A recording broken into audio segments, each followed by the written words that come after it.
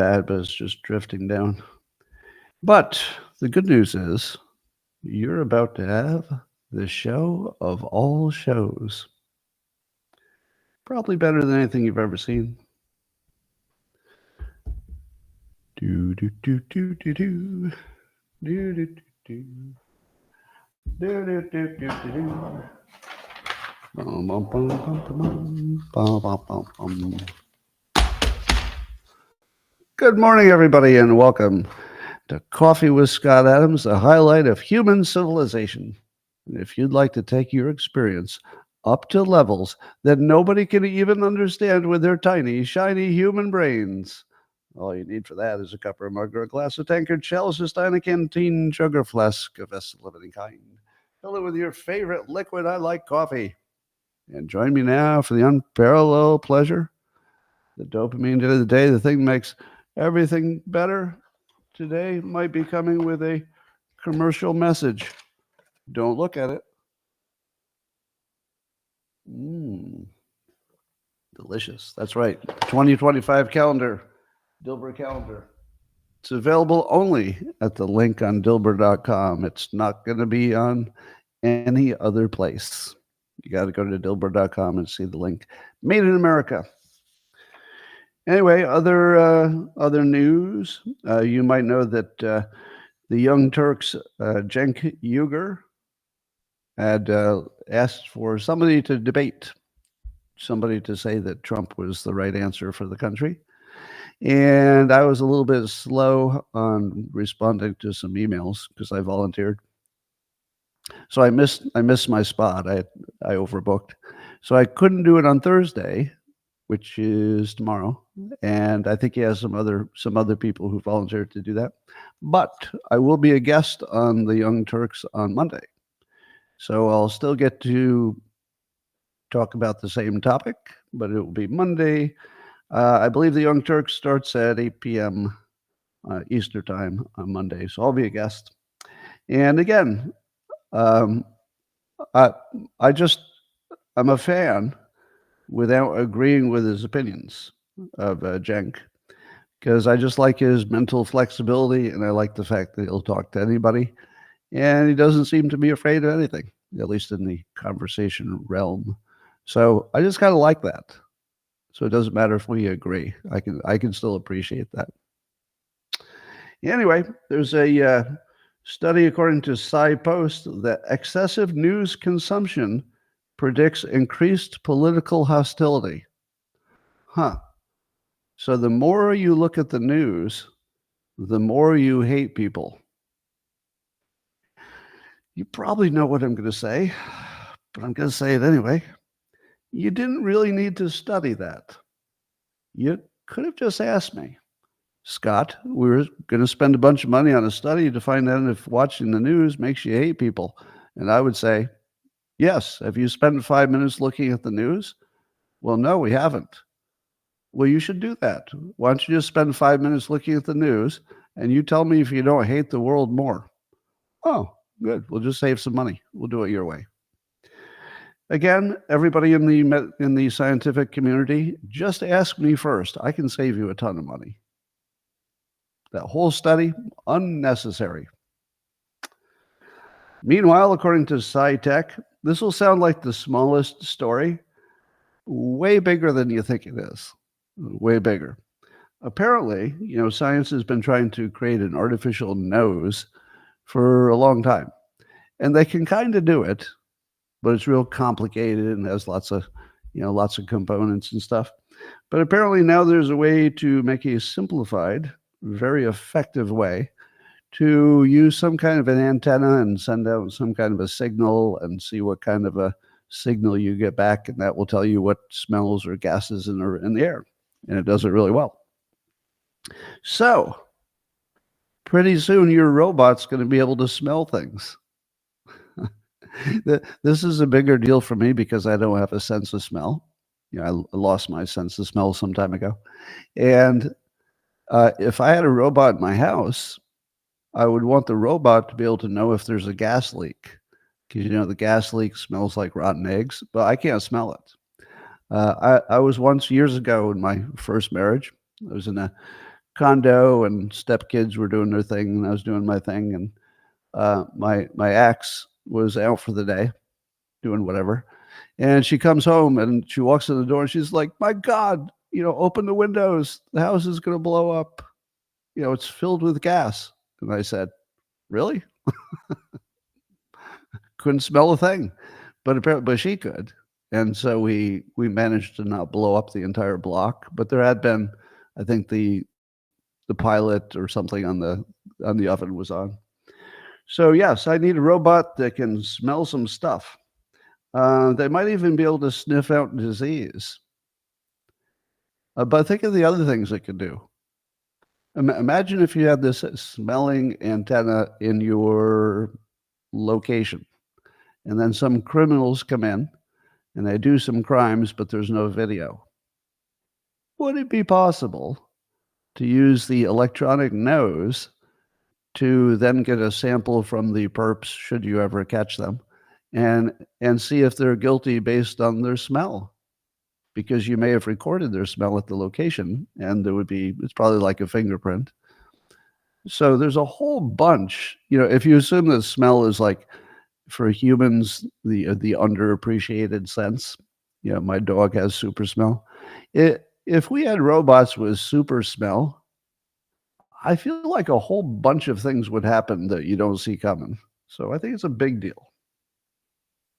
And you should trust science, and I encourage you to always believe science. Whatever science says, it's all true if science says it. Next story is from Nature, the publication. Turns out that the journals with the high rates of suspicious papers flagged. Oh, so there's this startup that has some kind of mechanism for determining which of the scientific papers are bogus. It's called Argus. Argus, that's the name of the startup or the system that looks for research papers that look like they're not good. Let's see, how many did they find? I mean, there can't be that many, right? Because we all trust science. So, I mean, sure, nothing's perfect. But if it's science, probably, I'd be worried they might find like a dozen papers or so that are just made up. I mean, imagine how shocking that would be if they found like, maybe 20 science papers that were just made up. That would really rock your confidence, wouldn't it? But imagine if it was like 50. What if they found 50 science papers that had been accepted as peer reviewed and then turned out to be just totally false? I mean, you can't, let's see, how many was it? They flagged more than 40,000 high risk and 180,000 medium risk papers. And they've indexed more than 50,000 retracted papers. Okay, that's a little worse than I thought it was. Now, these are just flagged, the 40,000 high risk, but the tool is saying that there are 40,000 papers that you probably shouldn't count on. Now, let me ask you this. Suppose I created this system on paper and it never existed before. And it goes like this. If you want to be a scientist, you got to publish papers. Well, all right. So far, so good. Yeah, that makes sense, because then you can tell if the scientists are, really up on their field and stuff. Good. Yeah, scientists should be able to publish things. Then we're going to have a peer review. There'll be other scientists who will look at it, not to totally make sure that's fine, but to weed out, obvious quacks and stuff. And I think to myself, yeah, that makes sense. That does make sense. Yeah. And now we're going to give an incentive structure to the scientists that they will make lots of money if they publish, but they won't make lots of money if they don't. Oh, okay. Well, yeah, I suppose anything that you want to be done, you want to have a little financial incentive for, sure. So sure. Now, how do you think that's going to turn out? Well, if you dropped a weasel into that situation, they would say, what if I just make up a bunch of papers, make them look like they're good, send them to my buddy who's the cousin of my brother-in-law to do the peer review. He probably won't even look at it, or I'll send it to somebody who always says yes, and they'll definitely get peer reviewed. And then I'll get huge bonuses and I'll be paid to speak at events. What would stop you from doing that? Well, apparently not much, because you don't hear about people who are shamed forever because their papers didn't, were retracted. So it seems to me that even on paper, what that should have led to, given the financial incentive, eventually all science will be fake. Because the fake science is so easy and it pays so well that eventually it will just overwhelm anything that's real. And even if there is some real stuff, you wouldn't be able to find it. It'd be lost in all the wrong stuff. So even on paper, this guarantees that science would go off the rails. Now, I don't have a better idea. There might be a better idea out there. Maybe this Argo system is part of it. But even on paper, that was going to lead to doom. Pretty much guaranteed. According to Modernity, which is some kind of publication, I think, witches are complaining on the Reddit platform. I guess a lot of witches on the Reddit platform. They're complaining that they can't cast spells on Trump because, quote, he has some kind of protection around him. So the witches are trying to put spells on him, but they're not getting through. Got some kind of protection. So sounds like they're on to me. But I'll try to keep protecting Trump from the witches. It's taking a lot of energy. But so far my protective spell is holding. Let's see if that continues. Don't tell the witches, by the way. Don't tell them what's going on. But I've got a little protective bubble around Trump. It does. It can deflect a bullet. If a bullet is heading at his head, I can move it just off base, maybe hit his ear a little bit, but I can't do everything. I mean, it's not magic. Oh, it is magic. Yeah, it's magic. It'll work fine. Wall Street Journal is now suing Jeff Bezos-backed Perplexity app. I keep talking about this app because this is a rare thing. Usually when I try an app, I would say 1 out of 20 of the apps that I try, I end up continuing to use. They're usually overrated, or they're for some specific purpose, or, they don't work or something. But I tried this Perplexity app. It's the one that is sort of AI plus search. And I can't go back. If you spend 5 minutes using Perplexity, and by the way, I was getting so annoyed because whenever I brought up something about Google search, the people in the comments would say, try Perplexity. If you try it, you'll never go back. It's so good. Why haven't you tried Perplexity? And of course, my brain was doing the 1 in 20 thing. Yeah, there's a 1 in 20 chance I might like that app you're talking about that I've never heard of, and I don't know what it does. But eventually, I said to myself, there's so much yapping about this app. I got to try this app. When you got a lot of yap, you got to try the app. Yeah, that's what I say. So I tried it, and it is so sticky. Wow. So let me tell you how I get ready in the morning. A common thing I do. I used to try to talk to AI, regular AI like ChatGPT, but there's almost nothing I want to talk to AI about that doesn't require it to have access to the internet, to look something up, tell me what's new, tell me the weather, anything.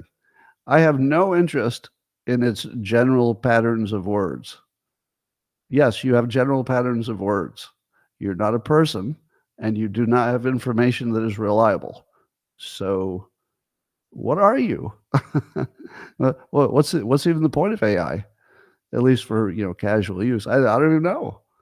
So, but if you use Perplexity, it doesn't have conversation mode, but you can, push a button to talk, and you can push another button to listen to what it says. So I'll do things like I'll have something in my head, and I'll push the button. I'll say, "Is it true that the moon is really made of cheese, and that somebody found that out in the 50s?" Whatever it is, I'm just making that up. And it cogitates for a moment, and then I push the speaking button, and then it gives me a little customized news report, and it's great. It's just great. And everything I ask, it shows me the sources. It doesn't seem to show me any sponsored stuff, but maybe it does. It just doesn't have anything labeled. Um, so I'll be real interested to see if these big media entities can kill it. And why wouldn't they be going after Google? Is there something that Perplexity is doing that Google doesn't do routinely? Google shows the big publications, shows a link to it, right? They both just summarize them and show links. So I don't know. Sounds like there might be something behind these lawsuits that's more than just protecting intellectual property. Well, Nicole Kidman, who's 57 years old, which is important to this story, she's doing a new movie in which she's an older woman having an intense love affair with a younger man. And the story is that she had to pause the filming. It's called Baby Girl. That's the name of the movie. She had to pause the filming because she didn't want to orgasm anymore, because she was getting so aroused by the sex scenes that she was having so many orgasms that she just had to take a break. Now, ladies and gentlemen, I give you the best marketing campaign for any movie in the history of movies. Do you believe that she was having continuous orgasms with people in the room not having real sex and moving the camera angles and move your elbow and you're on my hair and can you turn a little bit in this direction? I do not. I do not. No, I do not believe that she had any orgasms while she was filming it. I do believe that as soon as I read she had so many orgasms filming it, I said to myself, well, make a mental note. I might want to watch it. So, oh my God, that's good marketing. So I'm going to give Nicole Kidman my highest grade for persuasion. I don't care if it's true. By the way, it's a movie, right? She's creating a piece of fiction. If she used if she used a piece of fiction to market her piece of fiction, I'm okay with that. I'm totally okay with that. It's fiction. It's fun. It's entertainment. If part of the entertainment is some, BS in the marketing, that's fine. It's just part of the show. Go ahead. Meanwhile, Boeing expects to make a big third quarter loss, and they've also got a big strike coming. And I think they had a satellite blow up, and they don't know why. And so Boeing's have a lot of problems. I did hear somebody speculate that Boeing's problems may not be totally organic, meaning that if you were China and you were trying to compete with the United States, and you were trying to compete, especially in the really important areas, such as not just manufacturing, but manufacturing of high-tech stuff like airlines. And China has some new competitor to the Boeing products, that you would try to get your competitor to embrace DEI. Now, I don't have any evidence that China is behind the DEI practices of Boeing, because if they were, they'd have to be behind the DEI of everything in America. And then I say, but are they? The thing about DEI is that it's no more believable as an organic thing than Black Lives Matter or Antifa were. And those were both fake as far as I know. I mean, it's no more believable than the Patriot Front. So I don't know. I do suspect that there's at least the possibility. So again, this is recreational speculation. This is not based on any knowledge. That someday we might find out that one of our regional adversaries, and I'll say just economic adversary, may have planted the DEI flag in America to see what damage it could do, because they knew they wouldn't be They wouldn't have the same problem in their country, so it wouldn't spread to them. It would be the ideal virus. Yeah. When I call it a virus, now you get it, don't you? Because when the actual virus came out of China, it was really, really bad for people. But DEI is basically a mental virus, mind virus. And it's one that China is immune to. They're immune to it. So they could unleash that virus on the rest of the world, and they would dominate all manufacturing forever and essentially dominate the world without conquering anybody militarily. So they could conquer most of the Western world with a DEI virus. Does that mean that they were behind it? No, it doesn't. It does mean that if you came to me and said, Scott, you're the head of China, and I've got this plan to dominate all manufacturing of high tech and everything else so that we'll effectively run the world because nobody can operate without our products. Here's what we'll do. We'll fund anything that has to do with DEI. And of course, the people taking the money will be happy to take the money and spread it. And then we'll make people feel really guilty if they're not accepting this thing that's so obviously good for everybody. And it'll be like a virus, and it will destroy manufacturing in the United States without benefiting anybody. So even the DEI people thought, hey, it's going to lift everybody up to equity. It would, in fact, crash the industry so everybody's poor, but about the same. We'd all be poor and starving and cannibals. So I don't have any reason to believe that China was behind DEI, but again, on paper, if somebody had brought that idea to me and I were in charge of China, I definitely would have implemented that idea and said, you know what? I think this little idea virus will destroy the United States, at least as a manufacturing superpower. Well, so you never know. There's a video that's coming out of Seattle. PJ Media has it.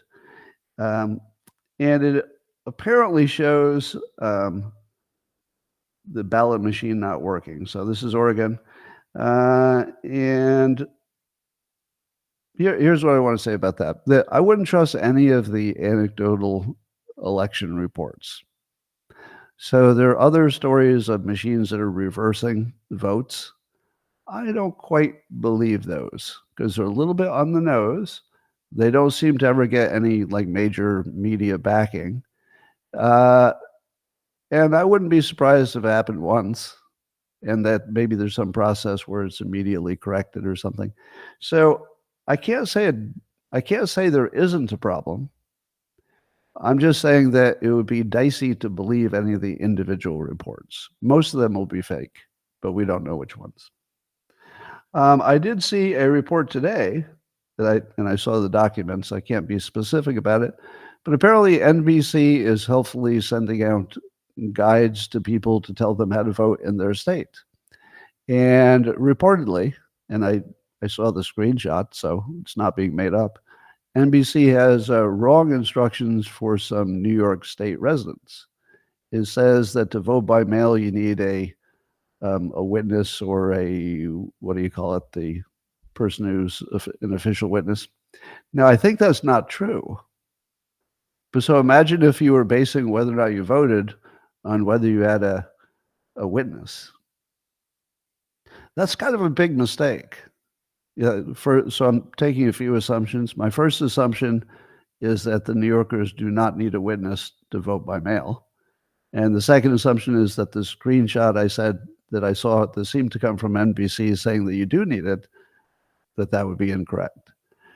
Notary, sorry. Yeah, the word I was trying to think is notary. So the notice was that you need a notary or a witness, and apparently that's just not true. Now, that's a pretty big problem if it caused anybody to not vote because they didn't think they could get a witness. I don't know who can't get a witness, but there's always somebody. So I don't know what to believe. Let's see. According to Byron York, a little post on X, Gallup has been studying trust in media for over the years. And apparently the Democratic trust in media and their confidence in the media spiked in 2 years in the recent past. Do you know what years the Democrats had the big spike in believing that the news is real? 2016 and 2017, in the middle of the Russia collusion hoax, the biggest lies the media's ever told you. That's when Democrats' trust in the media was sky high compared to historically, and Republican trust went into the toilet. Now, doesn't that settle who the smart ones are? That kind of settles it, doesn't it? Because these two were not close. The Republicans were completely right and remain completely right about the fake news. Democrats were completely wrong. They actually trusted the news more, probably because it was on their side and they wanted to trust it. But oh my God, it's like we found the problem. And I often say you can't really have a conversation about anything important with anybody who thinks the news is real. I mean, if you believe the Washington Post is like real news on politics, you would be so lost. So lost. Well, here's your propaganda update. Remember, I tell you that if you know what happened, you don't know anything. But if you know who is involved, well, you might know everything. So Bob Woodward, who many people who are smarter than me say has always been part of the intelligence apparatus of the United States, including his actions in the Watergate stuff. But if that's true, does it make sense that he just went on CNN and said that Joe Biden might get the Nobel Peace Prize for his good work in Ukraine for preventing Americans to getting into a ground war? Does that sound like something that somebody just thought was their own opinion and it would be good to say on TV? Or does that sound like propaganda and he would think of himself, I can't read his mind, so I don't know what he's thinking, but does it look like that was a real opinion? Because he's not stupid. You don't get to be Bob Woodward if you're literally just stupid. He's not stupid. So why would you say this, which is obviously ridiculous? The only reason you would do it is propaganda. I mean, it doesn't have any news value whatsoever. There's no news. It's literally just weird propaganda. Let's see, is there any other propaganda happening? So there's a publication called The Atlantic, which is owned by Steve Jobs' widow. And here's the thing. We need to make a distinction between news which is biased and pure propaganda. CNN is biased, but they do show quite regularly, and I give them credit, especially recently. They have Scott Jennings on almost every night, giving the Republican view of all the stories. And they've got 2 or 3 other people who look like they're pretty capable. I forget their names, but they're also Republican voices. So whenever there's a panel of 5 people, they throw in the one Republican. And I don't mind bias when it's transparent. If you show me 5 left-leaning people and 1 right-leaning person at the table, I know what you're doing. You're not making it even. I get it. But it's also completely transparent. When Fox News does it, if they have, the one Democrat on the 5 and 4 of them are the opposite opinion, I'm fine with that because nobody's hiding anything. Hey, we're leaning in this direction, but we'll let you see the other side. Now, that is completely different than something like The Atlantic. The Atlantic is just a pure propaganda entity. But because they're both publications in some way, media entities, we act like they're all legitimate. The Atlantic is not legitimate. And we keep acting like we should talk about it like it's one of the media sources. It's not really. It's not even close to being anything like news or just like, it's not even biased news. It's just pure propaganda, at least on the political stuff. So Jeffrey Goldberg, who the smart people say is one of the most famous political liars in America, like he has a history of known gigantic lies where surely he knew he was lying when he did it. Now, that's the accusation against him. And there are a number of specific examples that the smart people like Glenn Greenwald, who watch this stuff, will give you. So if you want to know the examples, follow Greenwald. But his latest hoax is that General John Kelly says that Trump said that Hitler did some good things and he wishes he had some generals like Hitler or something like that. Now, it doesn't matter because you know it's made up. How do you know it's made up? Because it's in the Atlantic. You don't have to wonder if it's made up. It's in the Atlantic. That's all you need to know. Is John Kelly, General Kelly, is he a reliable and credible source? No, not even a little bit. You would be the opposite of that, based on past experience. So no, there's no evidence that any of that happened. It's in the least credible outlet, and the story is by the least credible person and the least credible outlet. So, but of course it's news because propaganda is news too.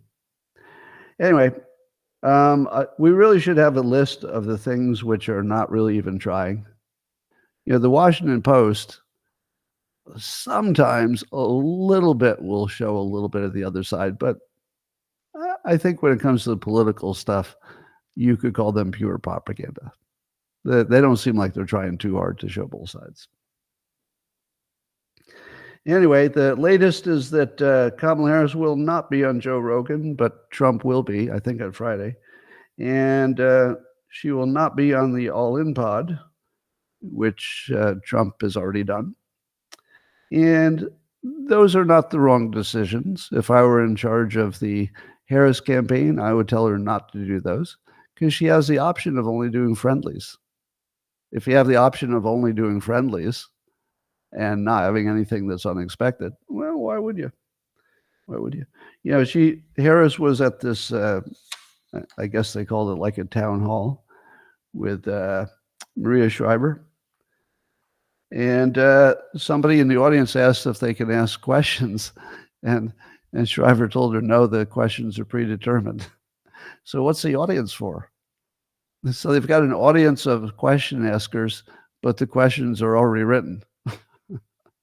So the audience was there as props to pretend that the questions have some, some organic history to them. But Maria was at least totally honest in public and said, nope, you do not get to ask questions. These are predetermined. So you've got one person running who is, in my opinion, the most capable persuader, maybe one of the most capable presidents we've ever had. When people complain about Trump, it's weirdly that he'll be too capable. Now, they add to the too capable that he has bad intentions, which are not evident as far as I could tell. But if you add together very capable with, in their view, the propaganda view that he has bad intentions, that can be scary. But it's funny that they've completely stopped with the, he's incapable stuff. It's just obvious that he has capabilities, and he has strong, strong capabilities. He was president. He showed it. We see what Biden's done. Doesn't look so good compared to what Trump did. So it's now really clear that Trump was a highly capable operative. Maybe you don't like his policies, like if you didn't like what happened with abortion, for example. But nobody says he didn't get it done. Nobody says he didn't put on the court people who would get done things his party wanted.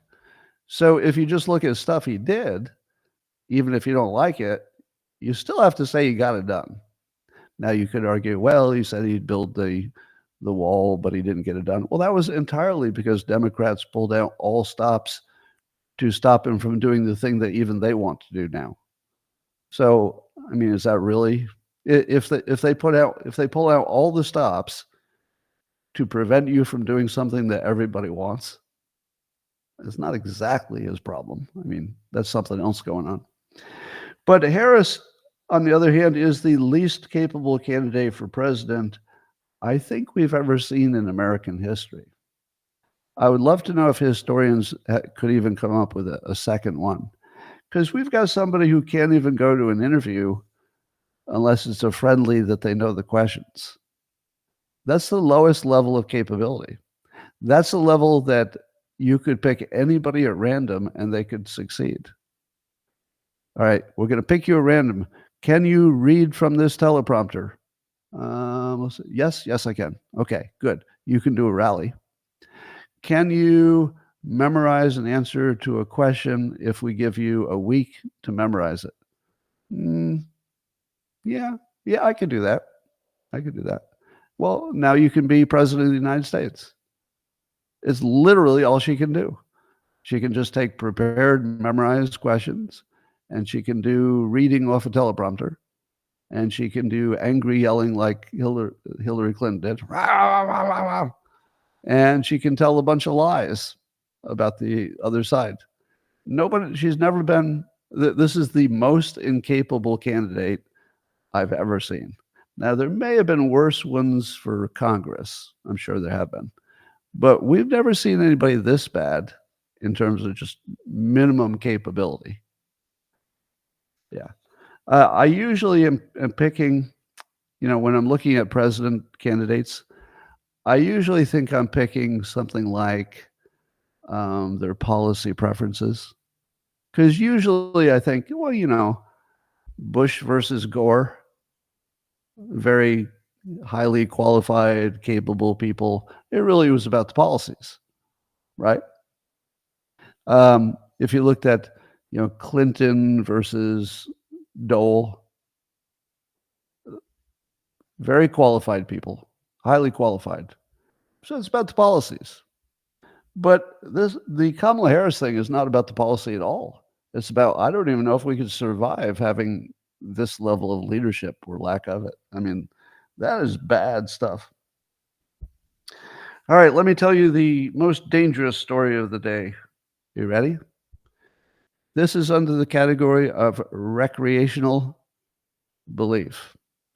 I'm going to tell you a tale, but I'm not going to tell you I believe it. I don't disbelieve it. But I definitely don't believe it.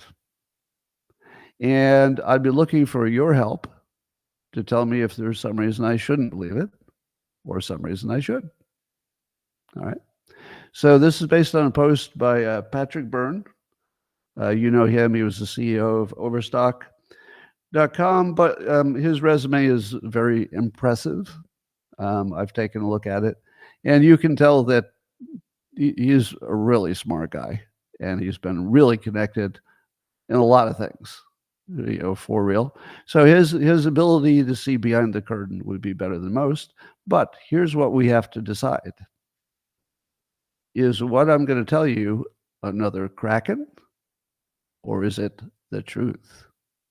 Because the Kraken is when you think, oh no, now I know everything, and then you go out and you talk about it, and then you become Sidney Powell, and then you lose everything and you get sued. And now in the end, Sidney Powell, I believe, was shown to be faultless.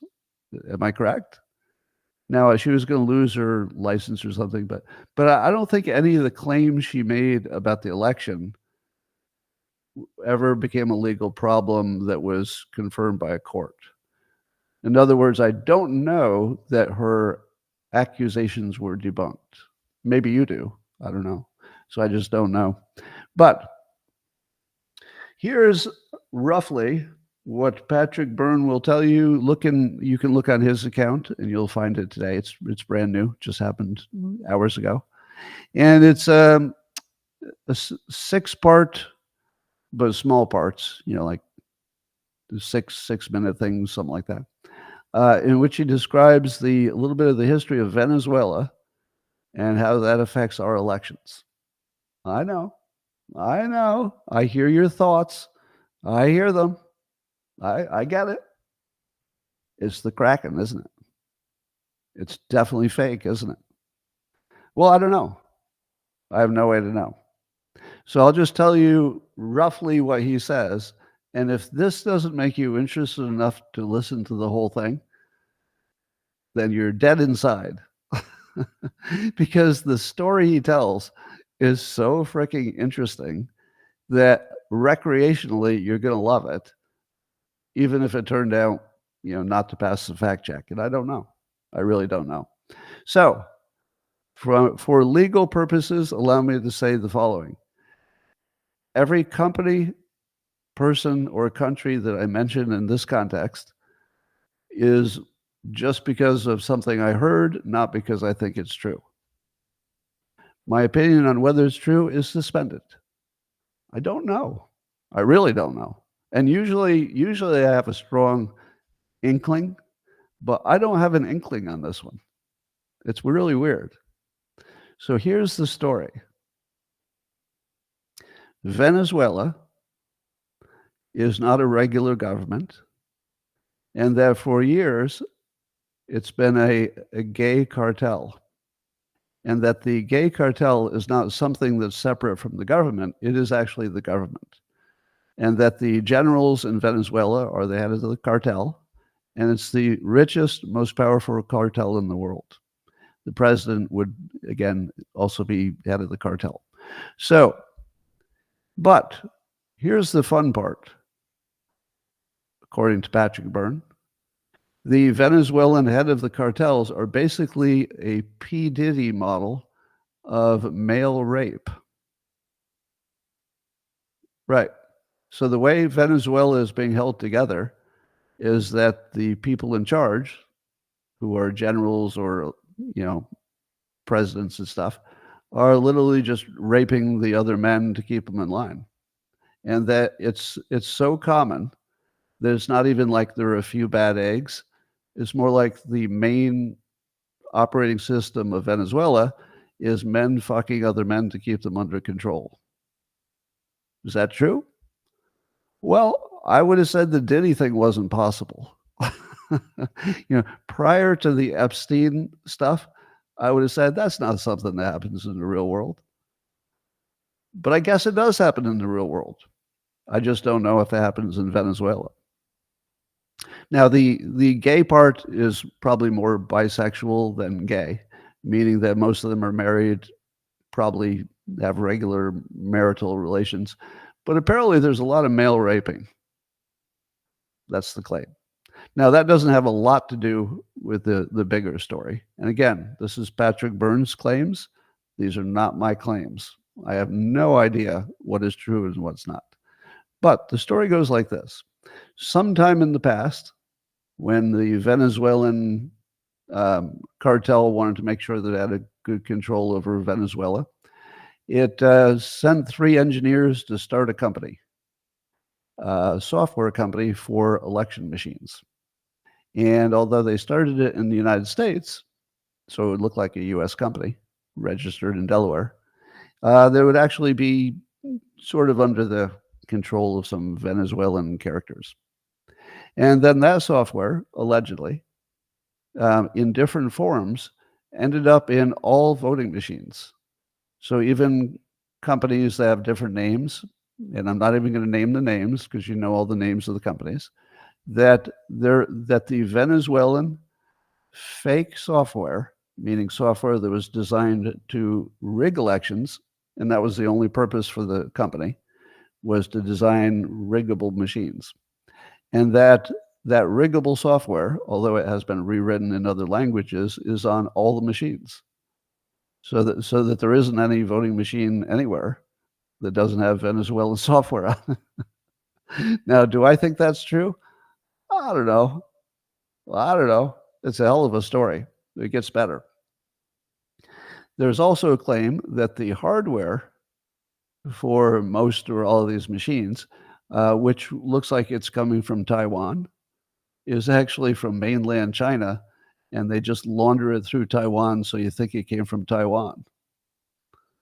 So the claim is that our elections are determined by Chinese hardware and Venezuelan cartels, and that every country that uses any kind of voting machine is controlled by Venezuela. In other words, Venezuela gets to decide who is the president in every country that uses voting machines, and that somehow Castro was part of that as well. Now, that's a pretty big claim, isn't it? So I can't really wrap my head around that as all being true. I will say that if you look at the materials, you look at the video that Patrick Byrne did. By the way, I think he has a book. I believe he's got a book out, so maybe this is, some of this is related to that. But it all hangs together. So that doesn't make it true. But it would explain so many things. And one of the things I always think about is that in my world, I see the world through a Dilbert filter. That whenever I hear something like, oh, our CIA is super competent and, they got control of everything, I always say to myself, do they? Do they? Is the CIA the one highly capable organization in the world, and everything that I've ever been involved in was a mess? But not the CIA. No, everybody's good except, everybody's bad except the CIA. They're just nailing it every year. Maybe. But the other possibility is that they're terrible. What if they're terrible? They might be. If they're terrible, then it would be entirely possible that some criminal entity is running all of our elections and several of the elections around the world. But the American version of this is that the CIA is the one overthrowing all the countries, and maybe the CIA is behind the voting machines. Now, one possibility is that that's exactly why this story exists, so that you don't suspect that the CIA is behind everything. Maybe. So what we can't determine, and if any of you have any insight into it, it'd be great, is this the great reveal, or is it just another diversion so that you don't expect the real bad guys? What do you think? You're going to have to hear the whole video to have an informed opinion, because I'm just giving you the highlights. But I feel like it would be reasonably impossible to confirm the following facts or to debunk them.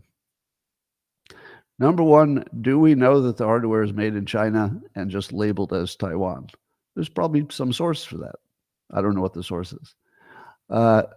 Is it true, if you took every voting machine everywhere and looked at the software, even though the language might be different, that it's basically the same line for line code, and that it came from a Venezuelan source?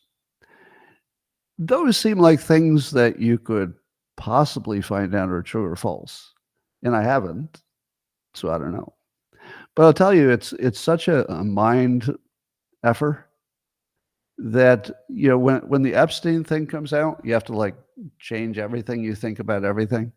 And the Russia collusion story comes out, and you have to change everything about how you see the world. And the 51 Intel people who said the Biden laptop thing was fake, and then you've got to change everything you're thinking about the world. And then the Diddy thing comes out, and you have to change everything you think about music. And then this comes out right in the middle of all that, and now I have to change everything I think about everything, if it's true.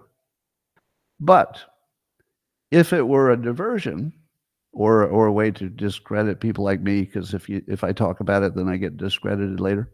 So I've already said enough that the Atlantic could write a hit piece about me, say that I'm pushing a story about Venezuelan cartels running the elections. Do you see how this works? Now, this is not something that CNN or Fox News would do, because again, they're biased, but they don't operate as a purely propaganda entities. They're transparent. But the Atlantic or the Washington Post are kind of a different animal. I've already given them enough that they could write a story that would seem like I believe it and I'm pushing it, and maybe I'm part of a Russian propaganda or a Venezuelan gang, right? Don't you think you could take what I've already said, and then if nobody was going to check what I said originally, because people don't, you could just write an article and people would believe it. Oh, he's pushing this thing. So my interesting situation is this. I'm drawn to risk. So sort of a flaw of mine. When something's dangerous, I tend to go toward it. And it was very dangerous for me to even tell you that Patrick Byrne has a story to tell and the basic idea of what it was. Very dangerous. It could be the end of, it could be the last time you see me, basically. It could be that dangerous. But I tell you for sure that I genuinely don't know if it's true. I don't even have I'm not even leaning in one direction. And that's rare. So the fact that I'm not even leaning in one direction is also telling me something. But I'm not entirely sure what it's telling me. Now, I haven't seen anybody debunk it. That doesn't mean it doesn't exist. I do have some feelers out to see if I can get a better handle on it. If I find out something, I'll let you know.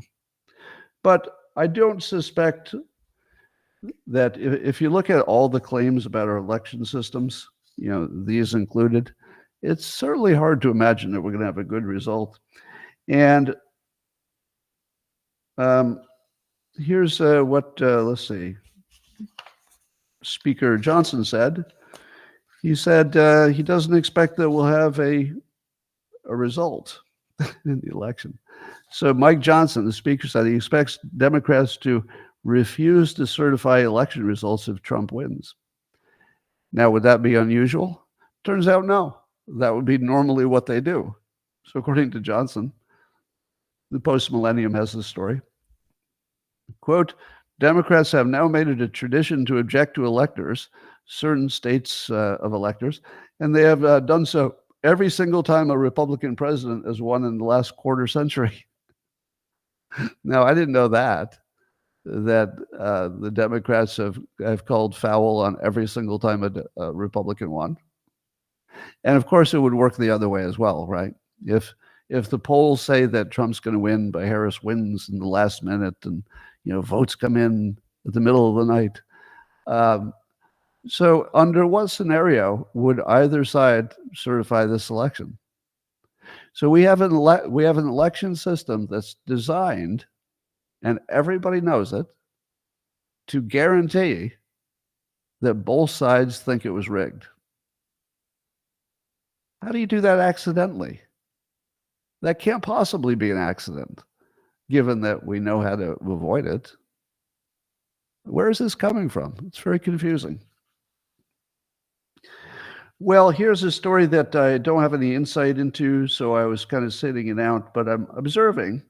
MSNBC has been talking to some citizens about the election, and they ran a package in which they were talking to some black voters about how they felt about Obama saying that black men may be sexist, and that's why they're not supporting Kamala Harris.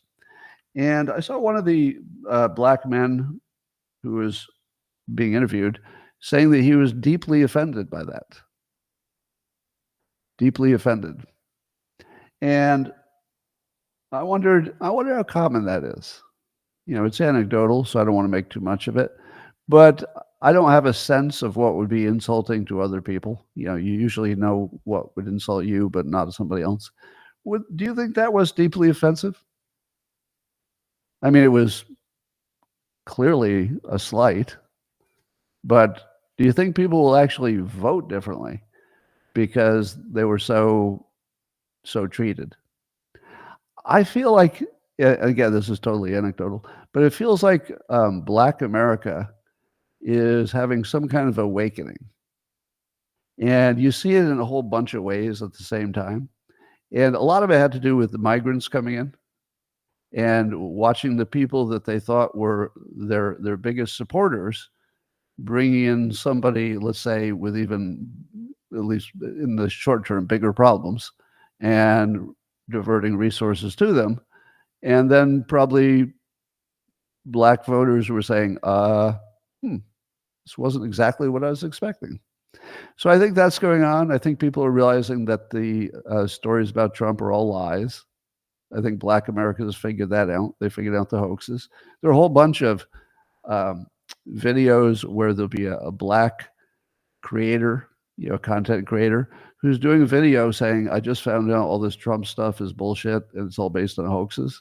There's a whole bunch of them. Now, again, are they organic or is somebody's campaign paying for them? I don't know. But there's a lot of them. So something big is happening with Black America. I think it's probably in a good direction. I saw that the Amuse account on X had some information that, when Kamala Harris did the Catholic Church event, but she made a video instead of showing up in person, the Al Smith event, whatever it is. And it was kind of a little bit blasphemous because it showed Molly Shannon acting like a Catholic schoolgirl, seemingly mocking the faith a little bit. And that was generally considered a huge fail. But I didn't realize that the Harris campaign was blaming Mark Cuban for suggesting it. Do you think that's true? Do you think Mark Cuban suggested this exact idea? I'm going to say no. Here's what might be true. It might be true that he said something like, play it for fun, or, make sure you have fun with it, but do a video, or, maybe something like that. I don't think that he suggested the specific failed skit. Do you think that Mark Cuban was writing the jokes for the skit and decided how to cast it and that it would, I don't think so. I don't think so. He may have suggested doing a video, which might have been the suggestion when he found out that she wasn't going to attend in person, because a video would be better than just skipping it. So he may have been involved, but I feel like maybe they're looking for, dumping off a little blame on him. That my best guess is that that's overblown. Did you know that the British government seems to be trying to defeat Trump? The claim is that members of the British government are coming over to the United States to help campaign for Harris. Like, really? You're sending your politicians to campaign for Harris?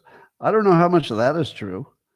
And apparently the Labour Party over there in Great Britain has somebody, according to Paul Thacker, who's worked with Matt Taibbi on this story, there's some documents showing that the Labour Party's political front's objective was to, quote, kill Musk's Twitter through, quote, advertising focus, meaning harassing the advertisers.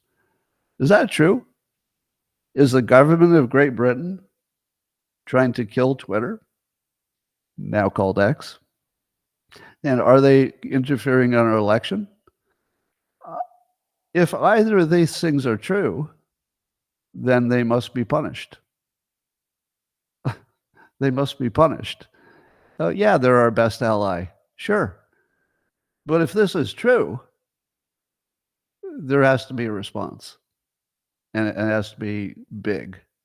Because this is really, really, really not okay, Great Britain. So here's what I think.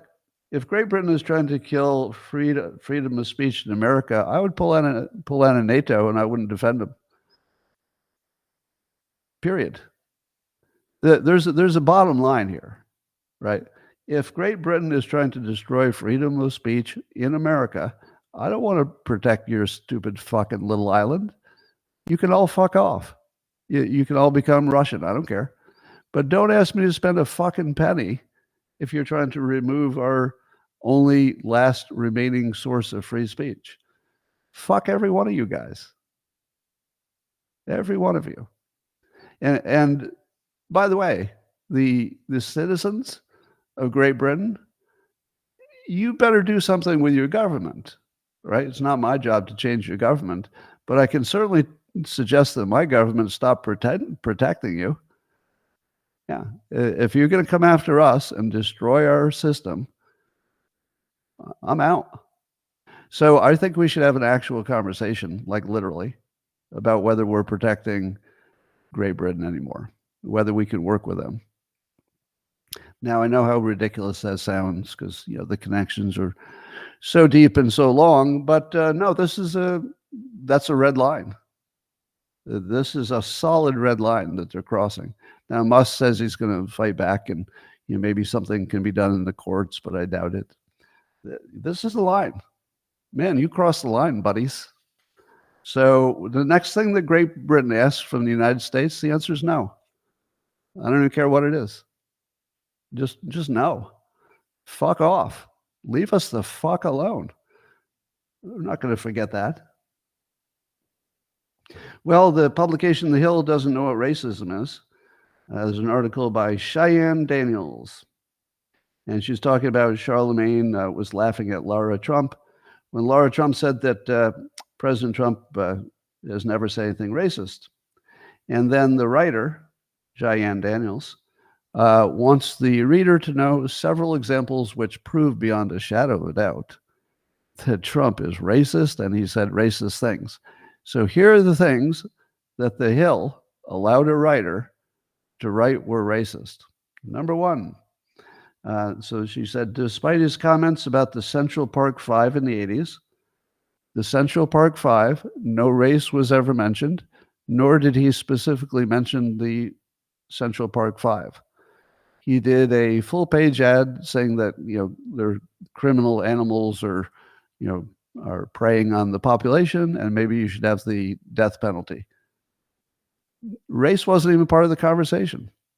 This is completely made up. So you'd have to read his mind and imagine that he secretly was thinking race when he never mentioned it. He talked about behavior. The behavior in the city is terrible. Too many criminals. Maybe we should kill them. Behavior. That's the opposite of race. If you don't say anything about race and the story didn't have any racial element, except that race was, people were different races, I guess. But he didn't even mention that. That was all made up after the fact that there was some racial part of it. Then there's the birtherism conspiracy theory. What the hell does that have to do with race? Birtherism. He said the same thing about Canadians. The most common criticism in politics is that the politician you're running against is not a legal resident of wherever they are. So you see it a lot in more local politics. Like, this person has a house here, but I don't think they really live here. This person spent 1 month a year in the state, but they're running for senator. It's the most common thing people say is that you were born somewhere else, or your background doesn't make you capable to be president based on national origin. Now, I don't think it's true that Obama is not a citizen. In my opinion, he's very much a citizen, very much an American. But it's not racist to question his birth certificate. Race isn't even part of the conversation. Again, who's bringing in the race? It wasn't Trump. That it would be the same complaint about anybody. Then there's what else is in the list. Then there's Trump's rhetoric regarding migrants. Is there some quote I should see? I'm not aware of any racist rhetoric about migrants. I am aware that Trump says there are too many criminals coming across. Are we so dumb that we think he meant every one of them? The babies? What, was he blaming the babies coming across as being criminals? No, obviously he didn't mean all of them. Obviously he didn't mean that there are more criminals in this racial group, but there might be more criminals who are being released from jails. I don't know if that's true or not, but that has nothing to do with the race. It would be whether or not they were in jail. So there's no evidence of that. That's just something that happens on the fake news. And the last one is his recent embrace of a conspiracy theory about Haitian migrants eating people's pets. What is the racial component of that? If you replace them all with Americans, or not Americans, let's say, you replace them all with Irish people. But if you were under the impression that this specific little island and their specific culture allowed them sometimes to eat pets where other people would say that's terrible, it would still be about the activity. It wouldn't be about the race. You could just replace the Haitians with anything. And if they were Irish, it would be the same complaint. What is Trump going to be happy if the Irish are eating his pets? Oh, I didn't realize the Irish were eating the pets. That's okay. No, it had nothing to do with the race of the people doing it. It was the eating the pets part, which, by the way, there's not strong evidence that there was much of that happening. So it amazes me that somebody could write an article in a major publication and not even have a passing understanding of what racism is. That's weird. You know the story about Trump worked at McDonald's and he won the news cycle, but Kamala Harris said that she had actually worked at McDonald's, and that's part of why Trump did his thing. But the source, according to the Free Beacon, the Free Beacon, not the Free Bacon. Free Bacon is way better than Free Beacon, but the Free Beacon is a publication. According to them, the Canadian woman who told the New York Times that Harris's dead mother mentioned her McDonald's job is a campaign surrogate who has been to the White House and shares a stage at rallies. And the New York Times never mentioned that the one and only source for Kamala Harris's claim is one of her campaign surrogates who says she heard it from somebody who's dead now.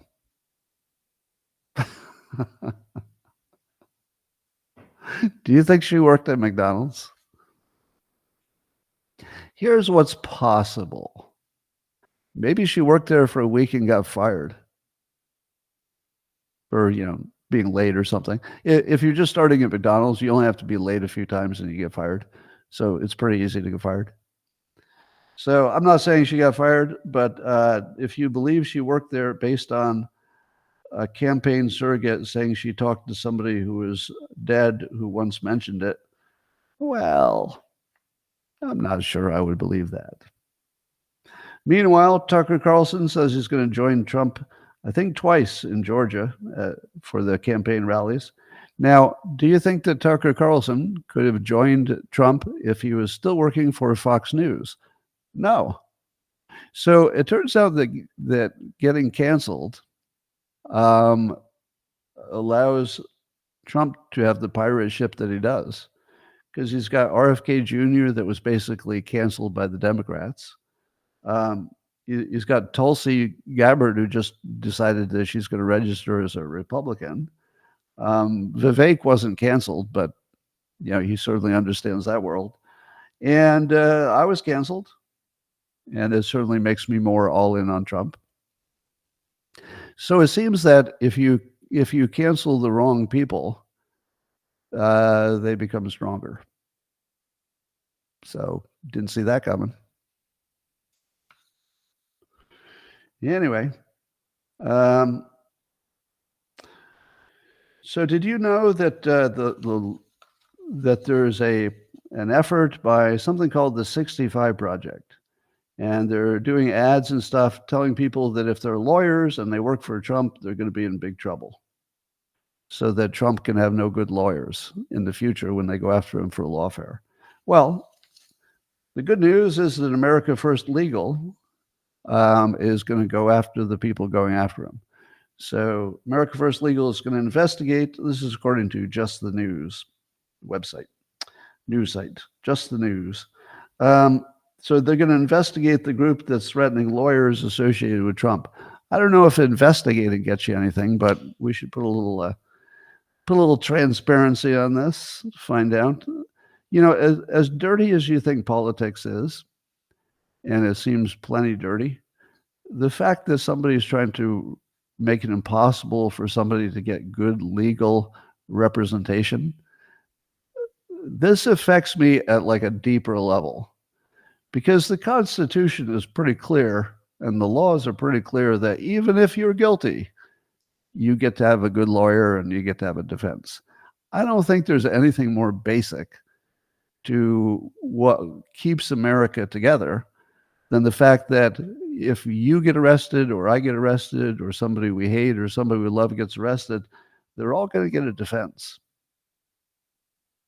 And here they're trying to take away Trump's defense through, clever just warning people away and threatening them.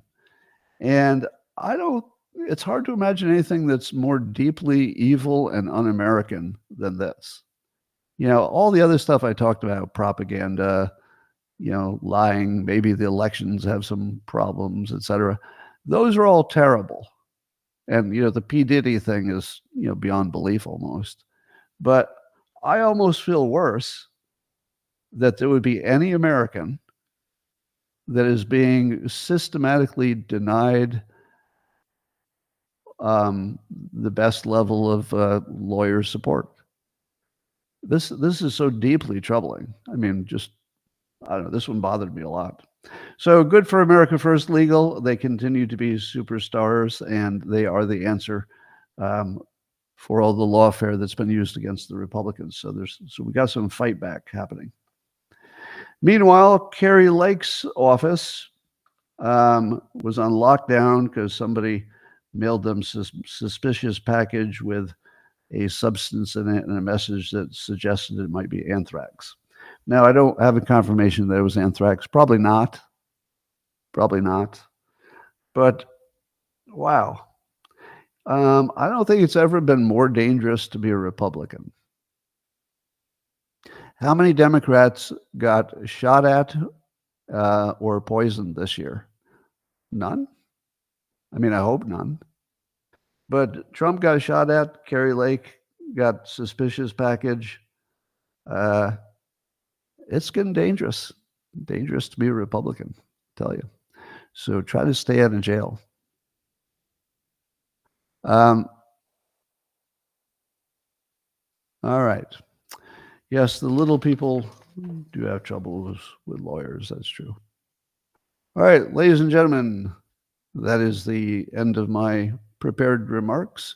I'll remind you that I'm going to be on the Young Turks on Monday, 8 p.m. Eastern Time, 5 p.m. California time.